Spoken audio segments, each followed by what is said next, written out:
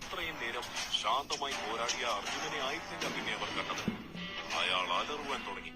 അർജുനന്റെ ഈ ഒരു മുഖം യുദ്ധഭൂമിയിലെ എല്ലാവരെയും ഞെട്ടിച്ചു. അശ്വത്ഥാമാവിനെ നിമിഷങ്ങൾക്കുള്ളിൽ അർജുനൻ വീഴ്ത്തി. ശേഷം ബാക്കി ഓരോരുത്തരെയും അയാൾ കീഴ്പ്പെടുത്താൻ തുടങ്ങി.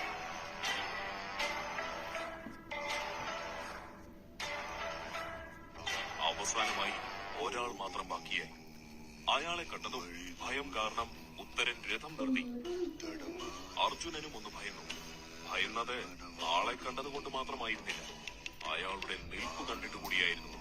കൂടെയുള്ളവരെല്ലാവരും വീണിട്ടും അയാൾ തല ഉയർത്തി നെഞ്ചു പിരിച്ചാണ് നിൽക്കുന്നത്.